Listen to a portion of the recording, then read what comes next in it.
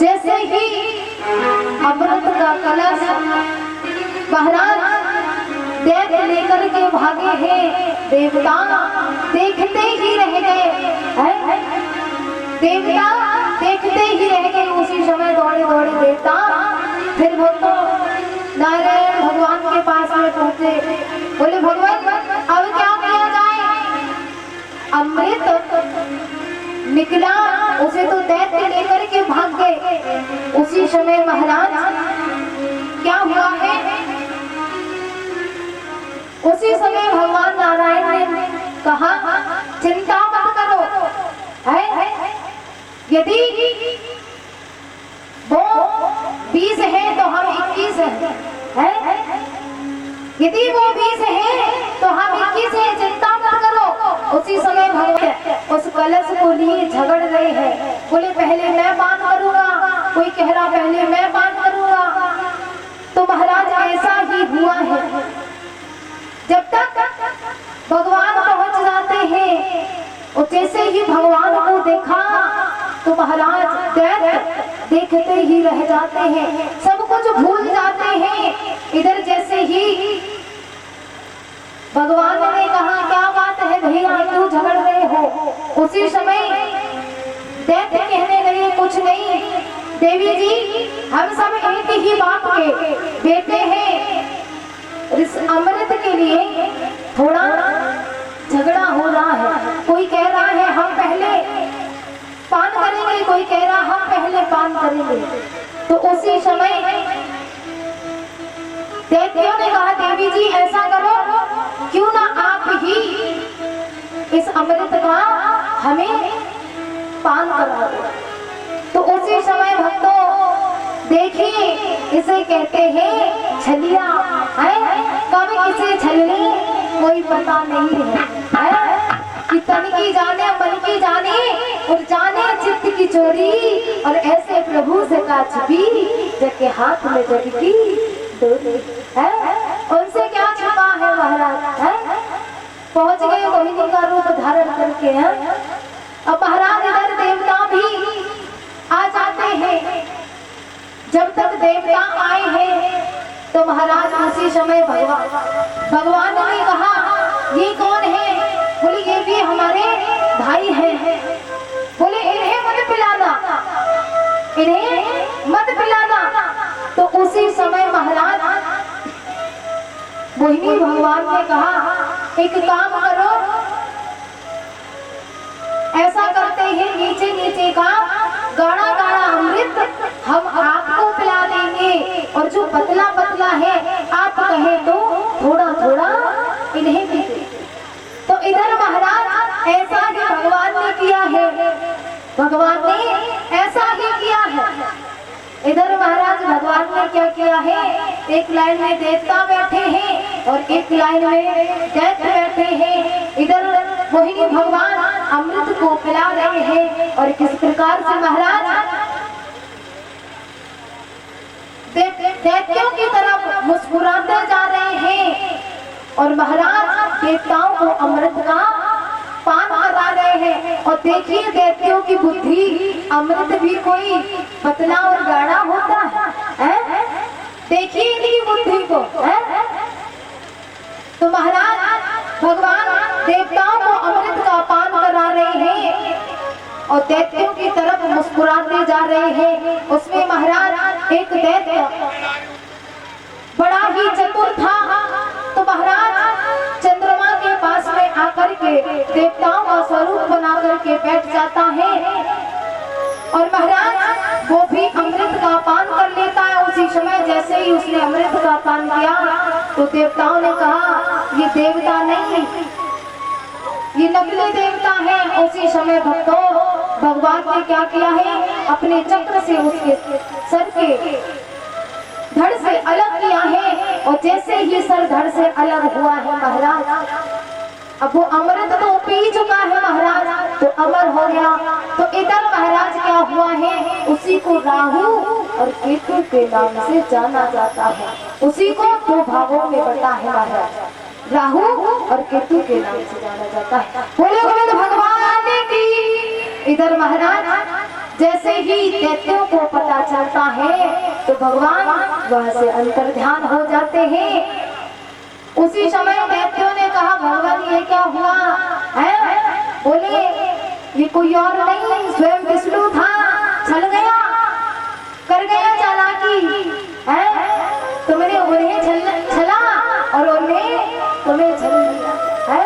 बात बराबर बोले कृष्ण भगवान की, बोले राधे रानी सरकार की जय जय श्री राधे।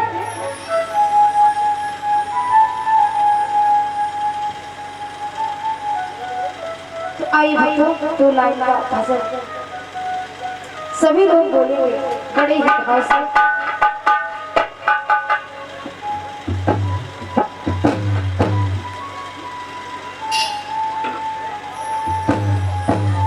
सभी लोग बोलेंगे बड़े ही भाव से।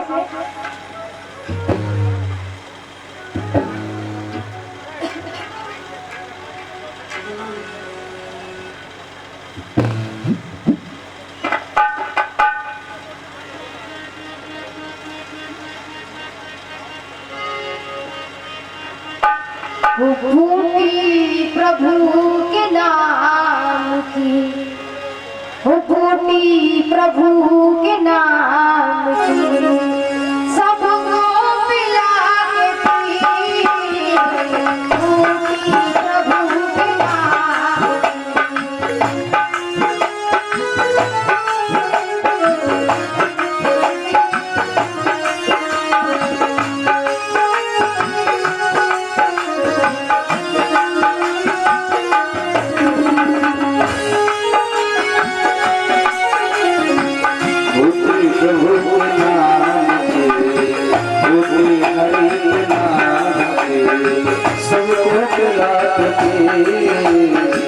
भूमि प्रभु के नाम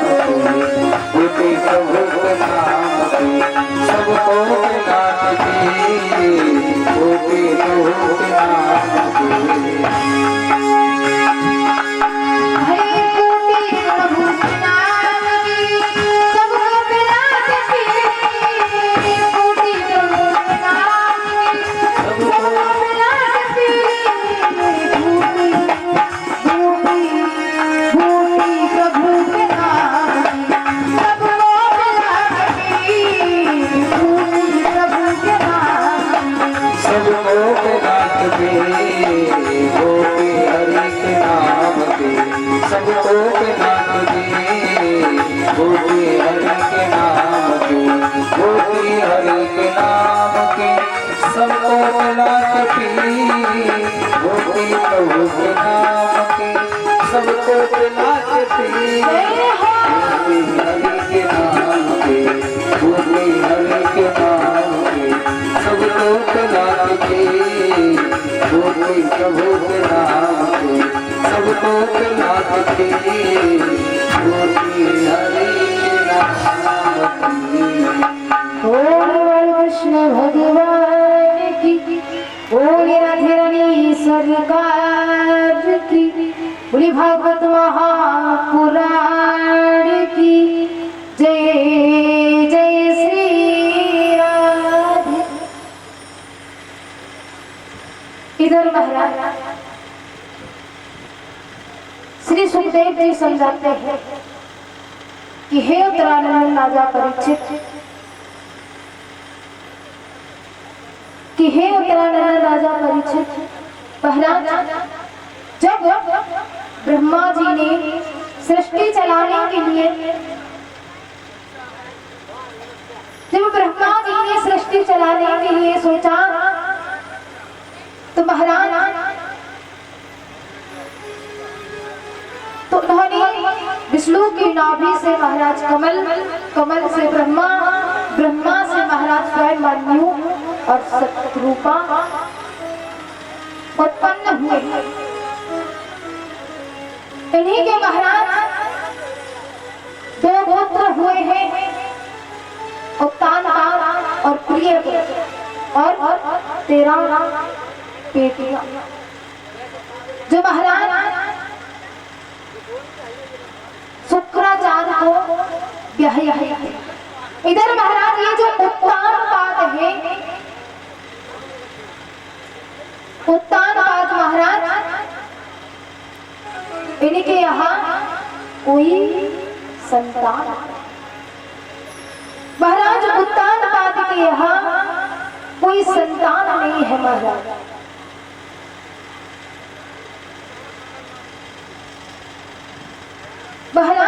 महाराज उत्तानपाद के यहाँ कोई संतान नहीं है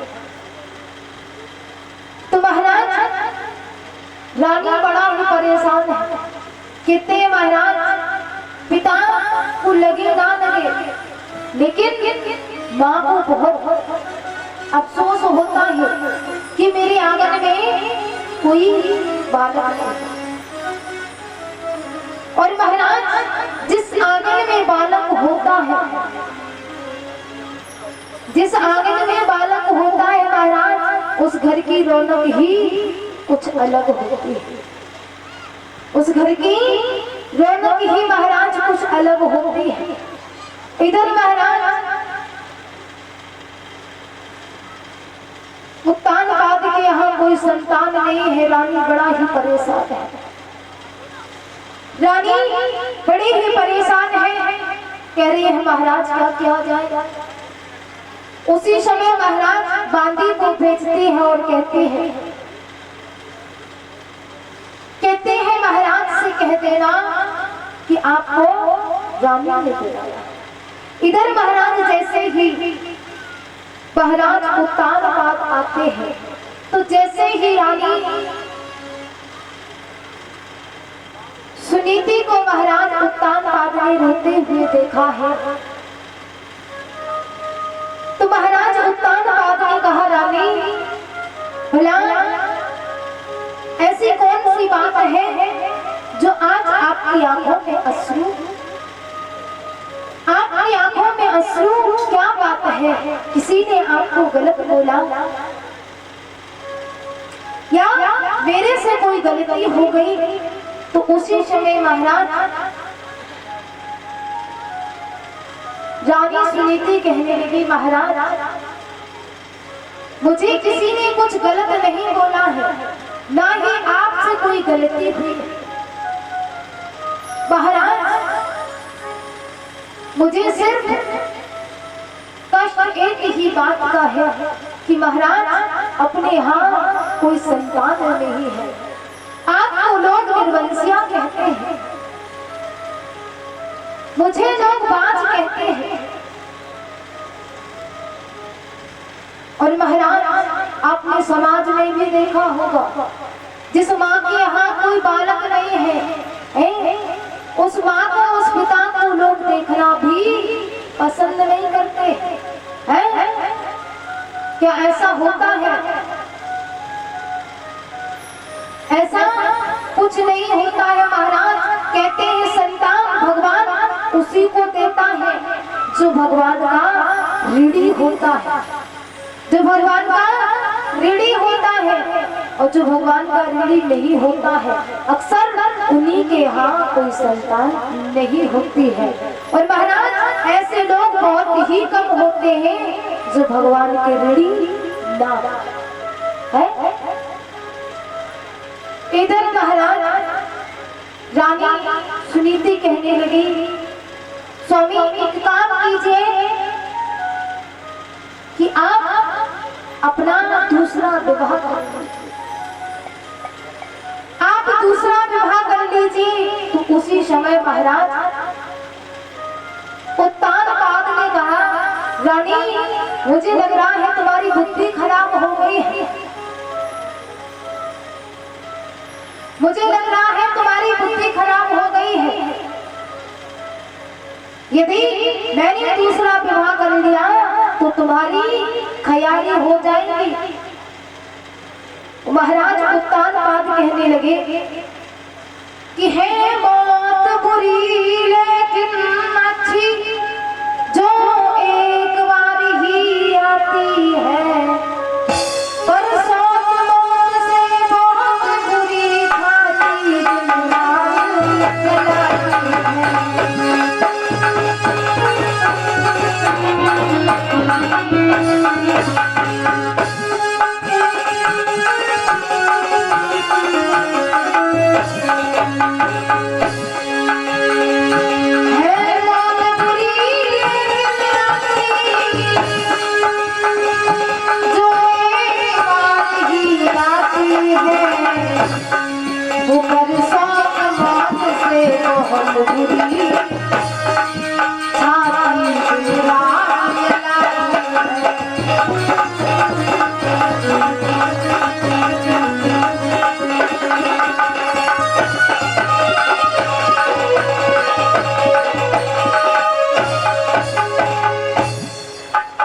जैसे ही महाराज उत्तानपाद ने कहा कि है मौत बुरी लेकिन अच्छी, जो एक बार ही आती है, पर सौत मौत से बहुत बुरी, छाती दिन रात जलाती है। क्यों महाराज? क्योंकि महाराज सौत मौत तो एक ही बार आएगी, लेकिन जो सौत घर में आएगी वो तुम्हें दिन रात मारेगी, दिन रात मारेगी। रानी महाराज उत्तानपाद रानी सुनीति को समझा रहे हैं, लेकिन रानी सुनीति के एक भी बात समझ में नहीं आती है। रानी सुनीति कहने लगी, स्वामी यदि आपने दूसरा विवाह नहीं किया तो मैं अपने प्राणों को त्याग दूंगी। जैसे ही रानी ने इतनी बात कही है तो महाराज उत्तानपाद दूसरा विवाह करने के लिए तैयार हो जाते हैं। इधर महाराज उत्तानपाद ने दूसरा विवाह रानी सुरुचि के साथ किया। दूसरा विवाह रानी सुरुचि के साथ में किया है महाराज। इधर जब रानी सुरुचि के साथ में विवाह किया है महाराज उत्तानपाद ने, जैसे ही वापस अपनी राजधानी में आए हैं महाराज, तो रानी सुनीति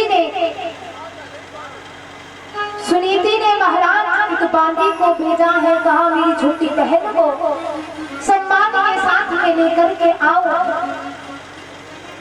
इधर महाराज जैसे ही बांदी पहुंची है और जैसे ही महाराज छोटी रानी से कहा आपको बड़ी रानी ने बुलाया है, तो उसी समय महाराज बड़ी रानी का जैसे ही शब्द सुना तो महाराज आग लग जाती है। जैसे ही बड़ी रानी का शब्द सुना छोटी रानी कहने लगी, बड़ी रानी। उसी समय भक्तों जब काफी समय बांदी को व्यतीत हो जाता है वहां, तो उसी समय महाराज स्वयं सुनीति डोली के पास में पहुंच जाती है, स्वयं सुनीति डोली के पास में पहुंच जाती है महाराज। और जैसे ही महाराज डोले के पास में पहुंची, बोली बहन अंदर नहीं चलोगी क्या, बाहर ही खड़ी रहोगी। उसी समय महाराज रानी सुरजी ने कहा, देखिए महाराज एक सुरजी है और एक सुनीति है। सुनीति जो सुंदर नीति वाली है, सुंदर विचारों वाली है, और सुरजी जो खुद की रुचि से चलती है।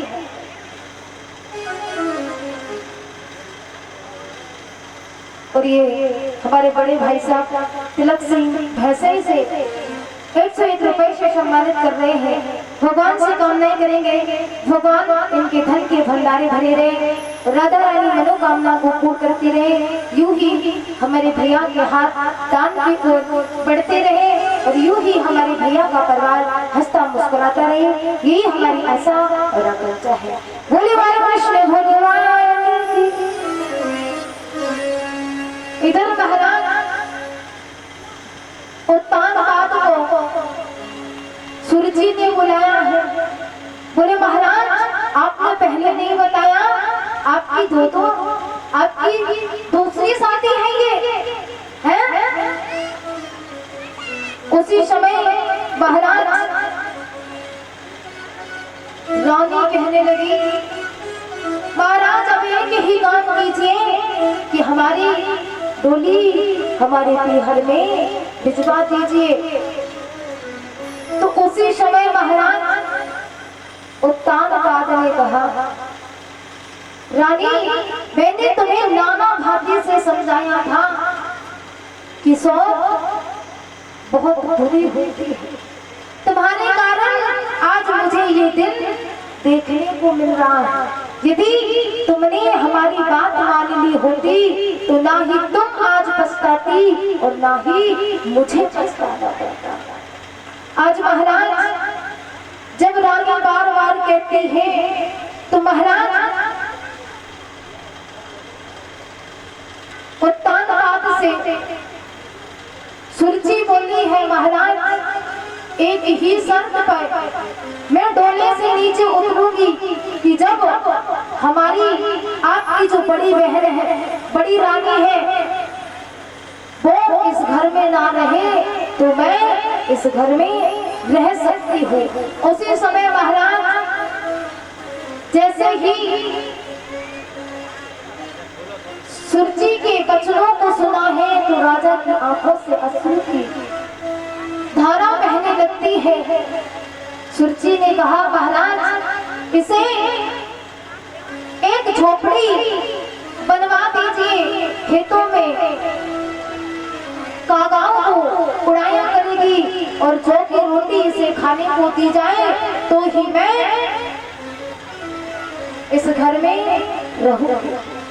आज महाराज जैसे ही सुनीति ने सुरजी के वचनों को सुना है तो महाराज रानी सुरजी कहने लगी, महाराज हमारी बहन ठीक ही कह रही है। देखिए महाराज फिर भी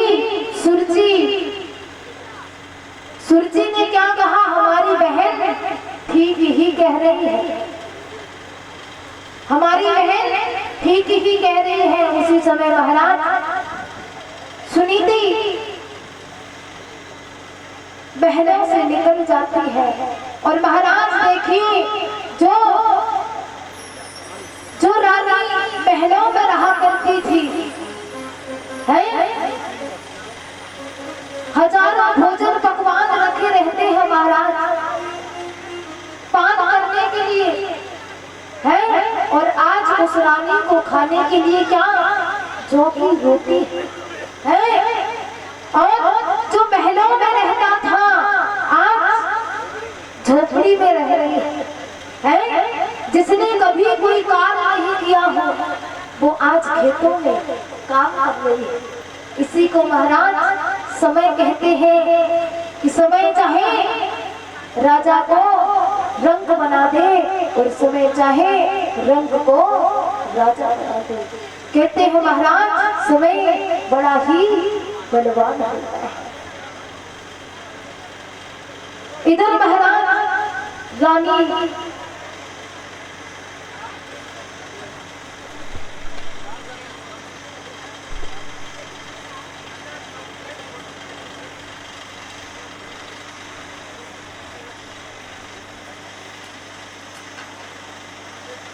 इधर महाराज क्या हुआ है, बड़ी रानी झोपड़ी में रह रही है और महाराज खाने के लिए जौ की रोटी है। जिसने महाराज कभी जौ की रोटी देखी ना हो वो आज जौ की रोटी और महाराज किसके साथ में, नमक के साथ में जौ की रोटी खाने को मिल गई। इसी को समय कहते हैं। समय बड़ा ही बलवान होता है। इधर महाराज उत्तान का मन में विचार किया है और महाराज छोटी रानी के साथ में महाराज उत्तान पाद रह रहे हैं। इधर महाराज उत्तान पाद एक दिन शिकार करने के लिए जाते हैं, शिकार खेलने के लिए जाते हैं। इधर महाराज रानी सुनीति बड़ी ही परेशान है कि भगवान यदि तूने मुझे एक संतान दी होती तो शायद कि मुझे ये दिन देखना नहीं पड़ता है। और महाराज कहते हैं संतान हो तो भी इंसान रोता है और नहीं हो फिर भी रोता है। क्यों महाराज, यदि संतान महाराज अच्छी निकल जाए तो फिर तो जिंदगी आनंदमय कट जाती है और महाराज वही पूत कपूत निकल जाए तो जीते जी मर जाना हो जाता है। इधर महाराज क्या हुआ है कि रानी सुनीति मन में विचार करके जंगल की ओर निकल देती है। इधर महाराज जंगल की ओर जैसे ही पहुंची है तो महाराज नारद जी से भेंट हो जाती है।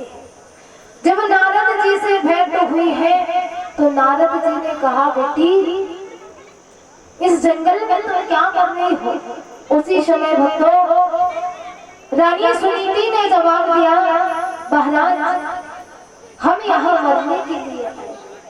जैसे ही जवाब दिया कि हम यहाँ मरने के लिए आए हैं, बोली बेटी तुम क्यों मरना चाहती हो।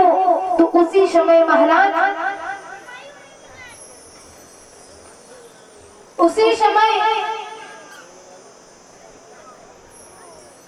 रानी सुनीति ने कहा महाराज हमारे आंगन में ना ही कोई संतान है और हमारे पति से भी बिछड़न हो चुका है। भला अब मैं जी करके करूंगा क्या। तो उसी समय महाराज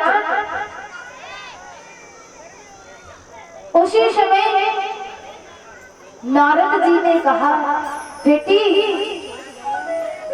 अभी नहीं, तुम्हारे यहाँ अवश्य ही कोई ना कोई संतान उत्पन्न होगी और तुम्हारी ऐसी संतान होगी जो तुम्हारे नाम को रोशन करे।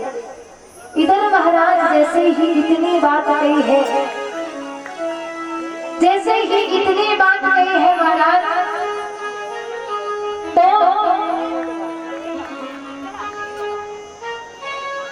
तो रानी सुनीति कहने लगी वाह महात्मा, देख लिया मैंने जिसका पति से बिछड़न हो चुका हो भला उसके यहाँ कोई संतान कैसे हो सकती है। तो उसी समय भक्तों नारद जी ने कहा बेटा थोड़ा समय मुझे दीजिएगा, उसके बाद में यही जंगल रहेगा और यही कुआं रहेगा, आकर के तुम अपने प्राणों को त्यज देना। इधर महाराज उत्तान पाद शिकार खेलने के लिए जाते हैं। इधर जब महाराज उत्तान पाद शिकार खेलने के लिए जाते हैं तो महाराज शिकार करते करते काफी समय हो जाता है। जब महाराज शिकार करते करते संध्या का समय हो जाता है तो महाराज उत्तान पाद के साथ में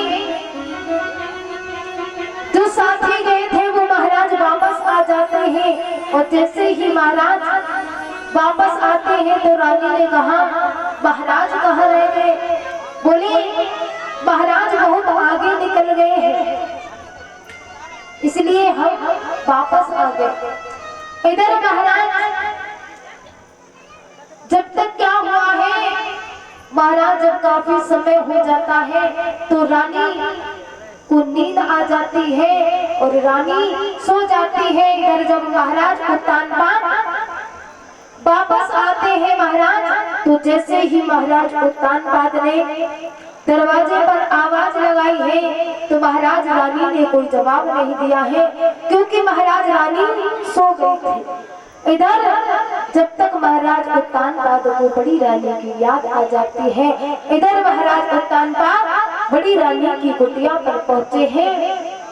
आवाज लगाई है तो महाराज बड़ी रानी ने बड़े ही भाव से महाराज उत्तान पाद को आसन ग्रहण कराया।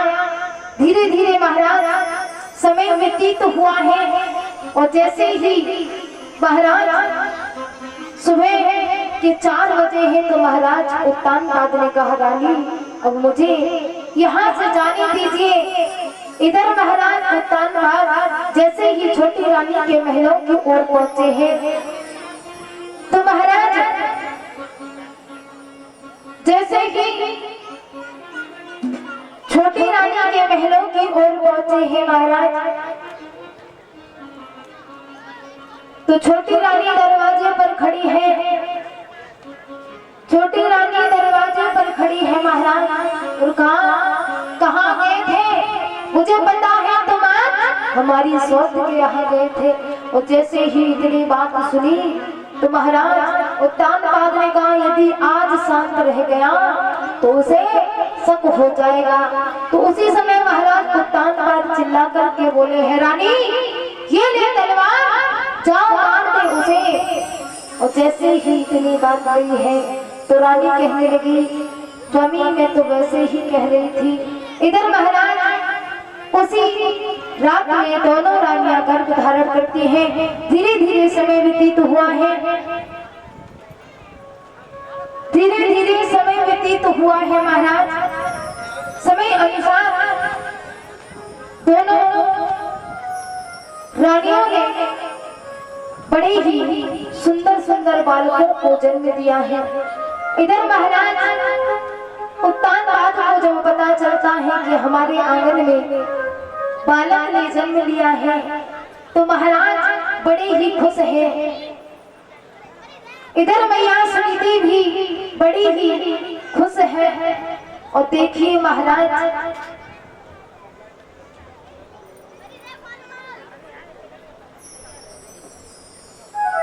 इधर मैया सुनीति भी बड़ी खुश है। और महाराज देखिए कि एक को मेवा और मिष्ठानों से पाला जा रहा है। देखिए एक ही पिता के बेटे हैं दो, एक को मेवा मिष्ठान से पाला जाता है और एक को सूखी जौ की रोटी है। एक रानी सारे दिन खेतों में काम करती है और एक के आगे पीछे दास दासियां लगे हैं। महाराज एक ही पति की पत्नी है दो है, लेकिन अंतर है, लेकिन अंतर है महाराज। दोनों बालकों का नामकरण संस्कार करवाया है महाराज। एक बड़ी रानी के बालक का नाम ध्रुव रखा है और छोटी रानी के बालक का नाम उत्तम रखा। इधर महाराज धीरे धीरे दोनों बड़े हुए हैं। तो देखिए महाराज आइए दो लाइनों में गुनगुनाते हैं।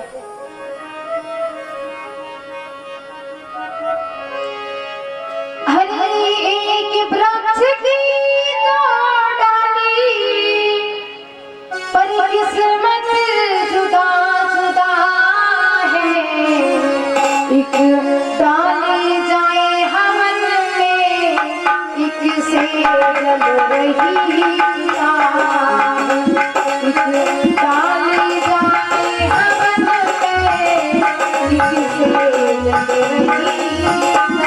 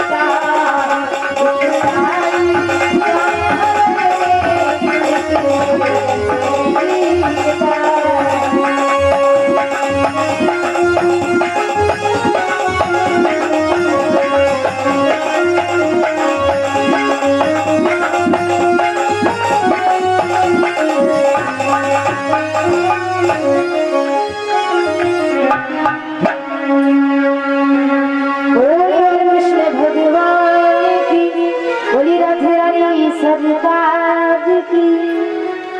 देखिए महाराज कि एक पत्थर के दो टुकड़े पर किस्मत जुदा जुदा है। महाराज जो पत्थर छेनी की चोट को सह जाता है वो संकर बन जाता है, और जो सह नहीं पाता है वो टूट करके महाराज सीढ़ी पर लग जाता है? लग जाता है या नहीं महाराज? है पत्थर तो एक ही है, लेकिन महाराज एक चोट को सह जाता है और एक सह नहीं पाता है। जो सह जाता है वो संकर बन जाता है, और नहीं सह पाता है वो सीढ़ी में लगा है महाराज, नारियल तोड़े जा रहे हैं। बोल भगवान की। इधर महाराज क्या हुआ है,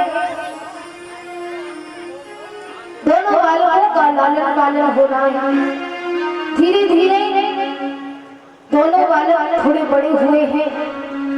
इधर महाराज एक दिन ध्रुव और उत्तम अपने पिता के पास में, अपने पिता की सभा में खेलने के लिए जाते हैं। इधर जैसे ही रानी सुनीति ने देखा है महाराज, रानी सुरुचि देखती है कि महाराज उत्तान पाद बड़ी रानी के बेटे को गोद में बिठा रखे। जैसे ही महाराज देखा है तो महाराज तुझलाती हुई जाती है, और महाराज ध्रुव के गाल पर चाटा मारती है, और महाराज जैसे ही झटका मारा तो ध्रुव मुंह के बल गिर जाते हैं। उसी समय महाराज जैसे ही ध्रुव मुंह के बल गिर जाते हैं तो महाराज ध्रुव खड़े होकर के रोने लगते हैं। ध्रुव खड़े होकर के रोने लगते हैं। उसी समय सुरुचि ने कहा, अरे पगले, यदि तुझे इस आसन पर ही बैठना है तो पहले उस परमपिता परमात्मा का भजन कर। उस परमपिता परमात्मा का भजन कर। जब उसका भजन करेगा तू, तब जाकर के भगवान प्रसन्न होंगे। जब भगवान प्रकट होंगे तब तुम उनसे वरदान मांग लेना कि मुझे सुरुचि माँ की कोख से जन्म मिले, तब जाकर के तू इस आसन पर बैठेगा। देखिए महाराज, आज सुरुचि अपनी कोख को भगवान से भी ऊंचा बना रही है। कैसे महाराज? क्योंकि सुरुचि ने कहा पहले भगवान का भजन करो, तब भगवान प्रसन्न होंगे, और जब भगवान प्रसन्न होंगे तब तुम उनसे वरदान मांगना कि हमें माँ सुरुचि की कोख से जन्म मिले, तब जाकर के तुम इस आसन पर बैठो। इधर महाराज ध्रुव रोते हुए अपनी माँ के पास में आए हैं। बोले मैया, जैसे ही उस माँ ने ध्रुव को रोते हुए देखा तो महाराज आंखों से अश्रु निकलने लगते हैं माँ से। माँ बालक को अंगों में भर कर के बोली है, बेटा क्या बात हो गई, क्या बात है, तेरी आंखों में अश्रु कैसे? तो उसी समय ध्रुव ने कहा, मैया मैं पिता के पास में खेल रहा था, लेकिन मौसी आई और मुझे मारा। कोई बात नहीं मेरी माँ, लेकिन वो आपको उल्टा सीधा कह रहे थे कि तू उस अभागन का बेटा है, तू इस लायक नहीं है। क्या माँ आप अभागन हो? उसी समय मैया सुनीति ने जवाब दिया है महाराज। मैया सुनीति ने जवाब दिया, बेटा यदि मैं अभागन नहीं होती तू क्या इस झोपड़ी में रह रही होती बेटा?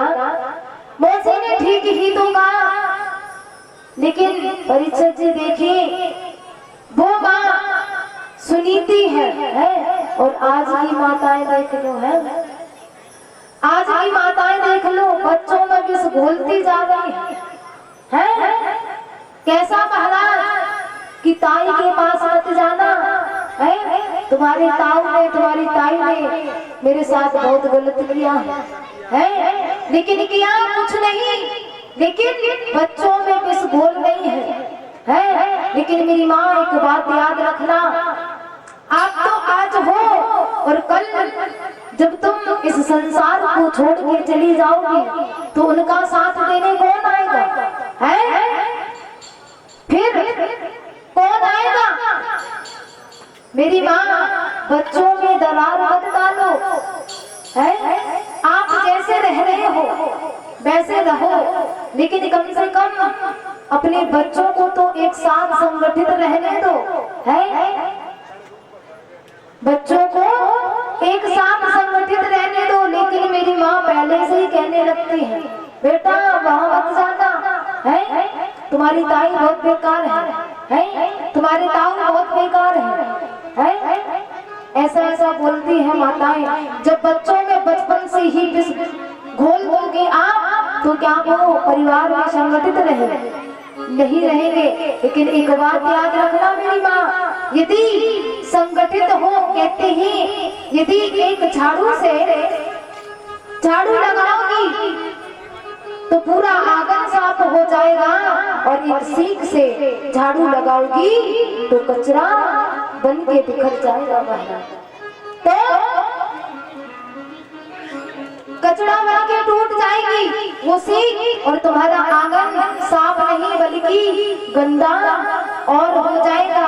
और एक बात याद रखना मेरी माँ, जब संगठित रहोगी, जिस प्रकार से झाड़ू टूट करके कचरा बन जाती है, और कहीं ऐसा ना हो आपका परिवार भी टूट करके कचरा बन जाए, यूं ही आप कान फूंकती रहे है। इसलिए कहते हैं मेरी माँ बच्चों को उल्टा पहाड़ा मत बढ़ाओ है, बच्चों को उल्टा पहाड़ा मत बढ़ाओ। उल्टा यही कहो बेटा यदि ताई ने तुम्हें कुछ कहा है जो तुम्हें अपना मानता है वही तुम्हें समझा सकता है, और जो तुम्हें अपना नहीं मानता है महाराज परीक्षित जी, जो अपना नहीं मानता है वो हवा देता रहेगा किसी भी प्रकार से ये गलती करे, और कब ये गलती करे कब हम जाकर के हाथ सेकते हैं। अक्सर ऐसा ही होता है। इधर मैया सुनीति बेटा को समझा रही है, उसी समय ध्रुव ने कहा माँ, मौसी ने कहा उस परम पिता परमात्मा का भजन करो। तो उसी समय भक्तों, उसी समय ध्रुव ने कहा वो है कहाँ बाबा, मुझे दिखता क्यों नहीं? उसी समय मैया ने कहा बेटा प्रभु तू कड़कड़ में वास करता है, प्रभु तो कड़कड़ में वास करता है। तो उसी समय ध्रुव ने कहा माँ अब मैं उस परम पिता परमात्मा से ही मिलने जाऊंगा। उसी समय देखिए मैया सुरजी के विचार, मैया सुरजी ने कहा बेटा जल्दी करो, इसमें देरी मत करो। और लेकिन महाराज आज की हमारी जो माताएं हैं यदि किसी का बेटा संत बनने जा रहा हो है तो 4 रिश्तेदार भी आएंगे उसे समझाने के लिए है। और ये मैया सुरजी है बेटे से कह रही है क्या ओ बेटा तू जा संग में हुआ हमारी है, तू जा संग में हुआ हमारी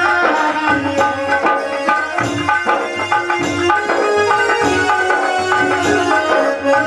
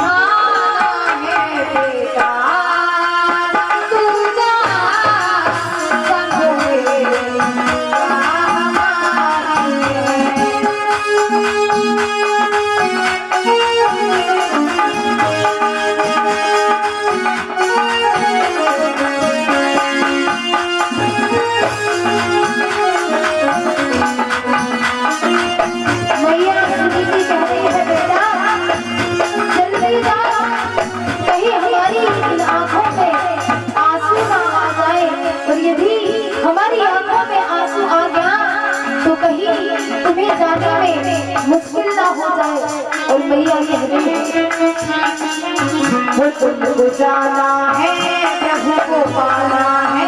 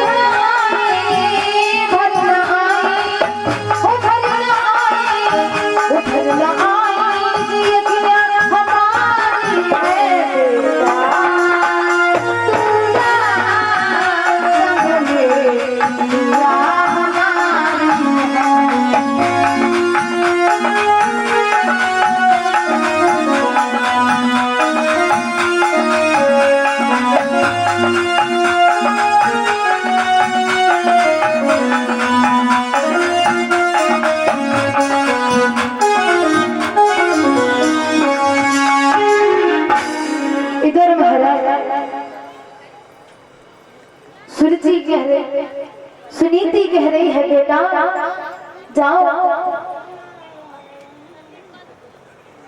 इधर महाराज ध्रुव जी चल देते, इधर ध्रुव जी चल देते हैं। महाराज ध्रुव जी चले जा रहे हैं,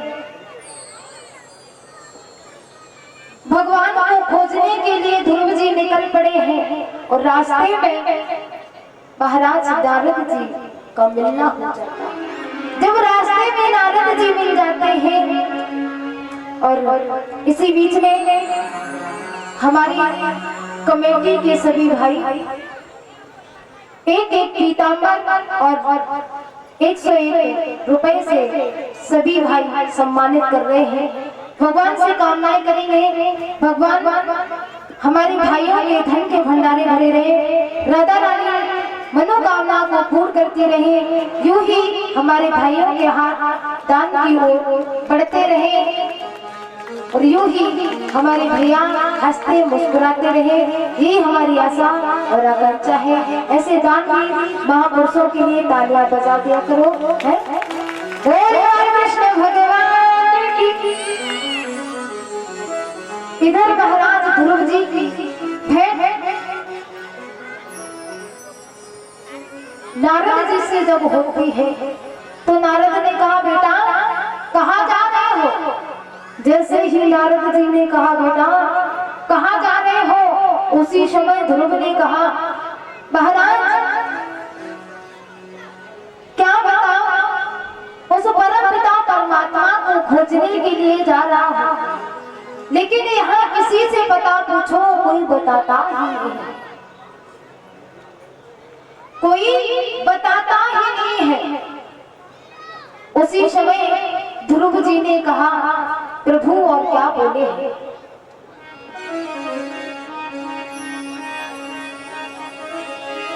किसी से उनकी मंजिल का पता पाया नहीं जाता, किसी से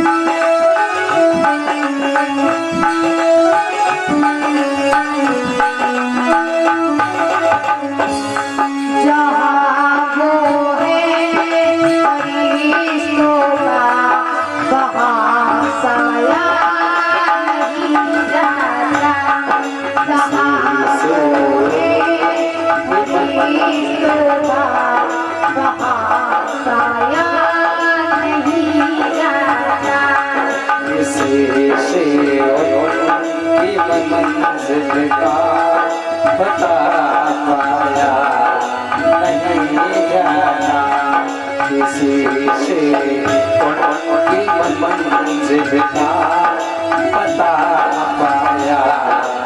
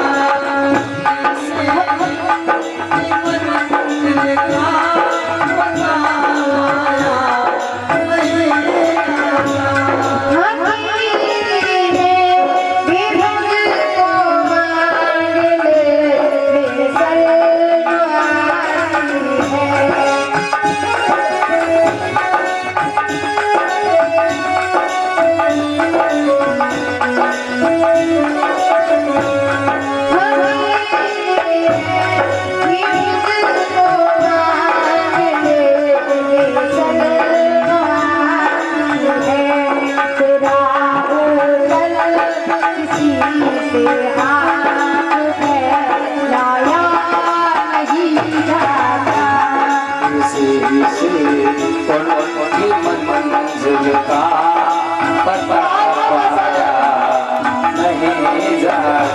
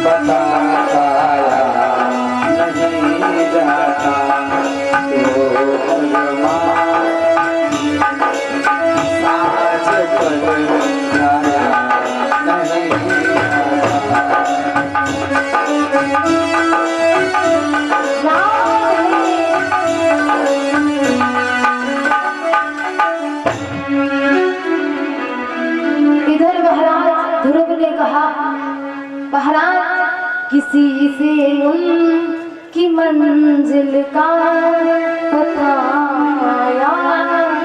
नहीं जाता। और महाराज जहाँ वो है फरिश्तों का वहाँ साया नहीं जाता। इधर महाराज जैसे ही ध्रुव की बात को सुना नारद जी ने, तो नारद जी ने कहा, बेटा अभी तो बहुत छोटे हो, बेटा अभी तो बहुत छोटे हो, वापस लौट जाओ इस जंगल में। इस जंगल में शेर तुम्हारा शिकार कर जाएंगे, हैं? निकले हो भगवान का भजन करने के लिए, हैं? और जैसे ही इतनी बात कही है तो महाराज ध्रुव जी कहने लगे, नहीं महाराज, आज मैं उस परम पिता परमात्मा के दर्शन करके ही वापस लौटूंगा। इधर महाराज नारद जी ने देखा कि ये बालक नहीं मानेगा। उसी समय भक्तों नारद जी ने कहा, बेटा ये बताओ आपके कोई गुरु है? आपके कोई गुरु है? बोले महाराज नहीं। गुरु क्या होता है ये? तो उसी समय नारद जी ने जैसे ही कहा गुरु है, बोले गुरु कौन होता है? मुझे नहीं पता, क्योंकि महाराज बालक है, छोटा है, क्या पता। तो उसी समय ध्रुव ने कहा, ये गुरु क्या होता है? तो उसी समय नारद जी ने कहा, गुरु किए जाते हैं, गुरु किए जाते हैं। तो उसी समय बोले नहीं भगवान। तो नारद जी ने कहा कि बेटा जब गुरु नहीं है तो फिर भगवान का दर्शन कैसे करोगे तुम? कि बिन गुरु भव जिन तरही न कोई, जाहि बिरज शंकर सम होई। राम सिया राम सिया राम जय राम, राम सिया राम सिया राम जय राम।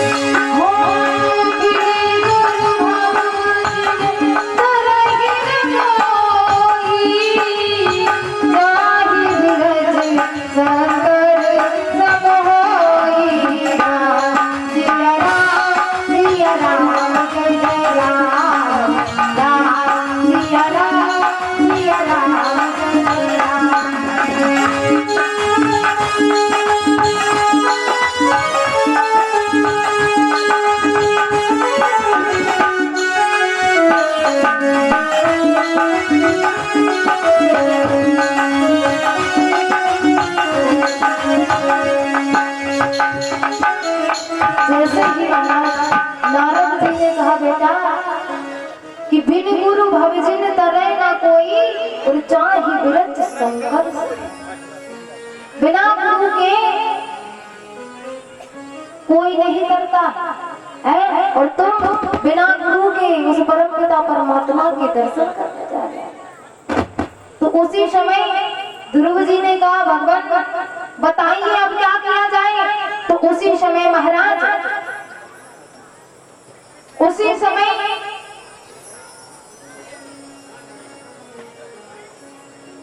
समय नारद जी ने जैसे ही इतनी बात कही तो ध्रुव जी ने कहा, महाराज आप ही हमारे गुरु बन जाइए।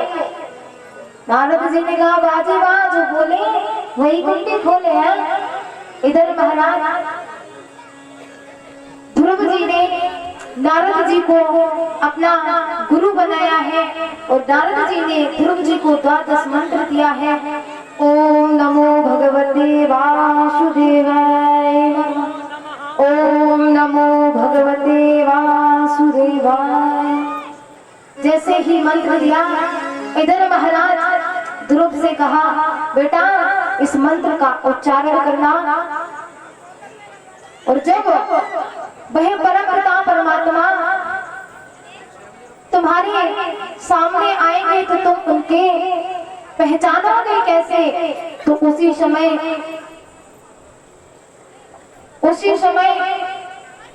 ध्रुव से कहा, बेटा जब प्रभु तुम्हारे सामने आएंगे तो उनके हाथ में चक्र होगा, चक्र संग गदा और सूर्य की तरह इतना तेज होगा कि सूर्य की तरह जब प्रकाश हो तो तुम समझ लेना कि वही परम पिता परमात्मा कह चुके हैं। इधर महाराज ध्रुव जी भगवान की तपस्या कर रहे हैं, इधर ध्रुव जी भगवान की तपस्या कर रहे हैं। यमुना जी के किनारे महाराज